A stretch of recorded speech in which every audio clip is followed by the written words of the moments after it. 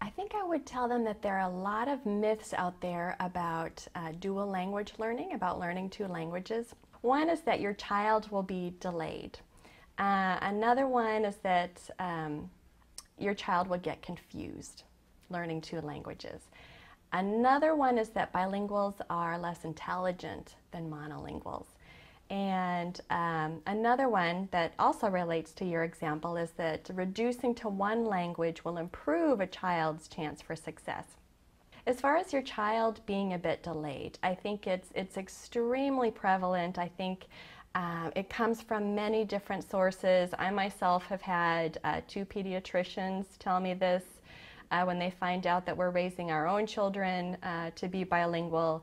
And you know, again, they do it thinking that it's helpful, but so what I heard was, well, you know, don't be surprised. Your children may be delayed because they're learning 2 languages, and coming from a very respectable source.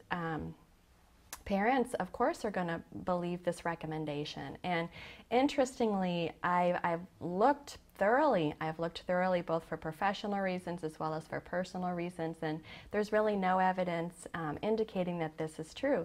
So with the first pediatrician, you know, I took it with a grain of salt, and we continue to do what we do at home, which is use 2 languages.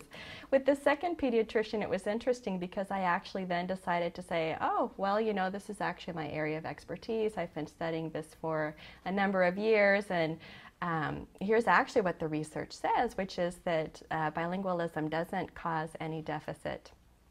And there is no indication that children will be delayed if they're learning 2 languages. And interestingly, the pediatrician didn't believe me. So, you know, what can you do? But so I know that parents are hearing this again from many sources. And if it comes from a doctor, it's considered to be valid, good information. So it causes a lot of fear, and it causes a lot of parents to change their minds and say, you know what, my goodness, I want the best for my child.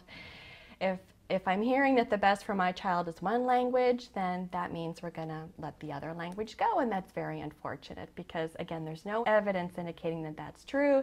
On the contrary, there's a lot of evidence indicating that there are a number of advantages of bilingualism.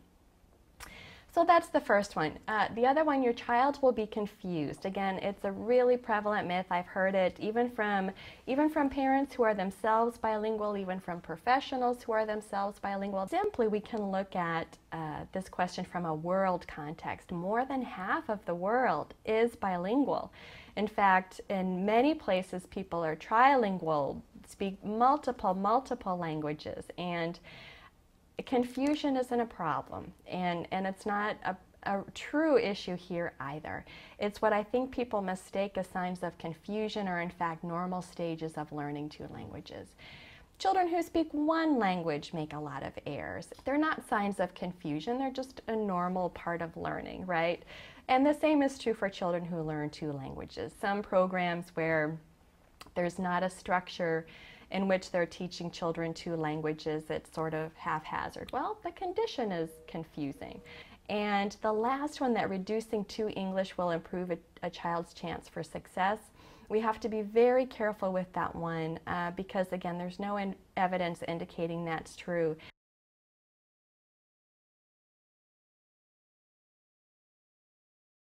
It's famously said that Thomas Edison wasn't very good at school. Albert Einstein wasn't particularly good at it either. Well, of course, it isn't about school. It's about the first 6 years of life. If we go back and look at the early life of these children, we will find that they were in enriched environments. I think we think they're a product of some happy genetic accident. And we would say every child born has a greater potential intelligence than Leonardo ever used in his lifetime. I gather you think it's important to let children move, too. Oh, very important.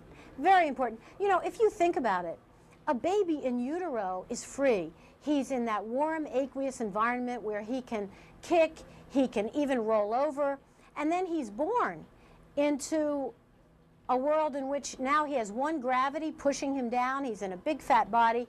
He has to learn very quickly how to move in that new environment. And the question is, are we going to help him or are we going to hinder him? Are we going to put him on his belly without a lot of heavy clothes and blankets and get down on the floor with him and encourage him to move? Or are we going to bundle him up in 5 blankets, really confining him from the neck down? When we do that, the baby must think we're crazy. He needs to move. How much of this, though, is inherent? Aren't some kids just born smarter than others? Well, you know, we like to think that. That's kind of an escape for us when we don't want to step up and really take responsibility for our babies. We would say that you and I, all of us, we fall so far below our genetic ceiling. It's so high above us that to even discuss genetics is almost, it's almost silly. Well, let me ask you about another contribution to someone's overall intelligence, if not the kinds of things their parents do for them, their own personality and the opportunities that the wider world affords them. Well, that's right. Every baby is born with his own personality, his own unique personality. And the more we put him in that enriched environment, the more opportunity he has visually, auditorily, tactily, the more mobility opportunity and language opportunity and manual opportunity, the more he gets to express his own personality. So it's really, if you want to see that real personality in full bloom, you need to give him that environment. Now, we just have a moment, so let me ask you, a lot of parents are going to be watching this feeling terribly guilty, as I feel at this moment, wondering if they've let their child down. The only thing that really seriously worries us is that mothers will get kind of bullied out of their own natural, intuitive sense of what to do with the baby. You know, mothering is the oldest profession, not the other one. And mothers, you know, if mothers just follow their own instincts of what would stimulate their baby, what would be fun for the baby, what will make them and the baby happy together, they're right almost 99% of the time.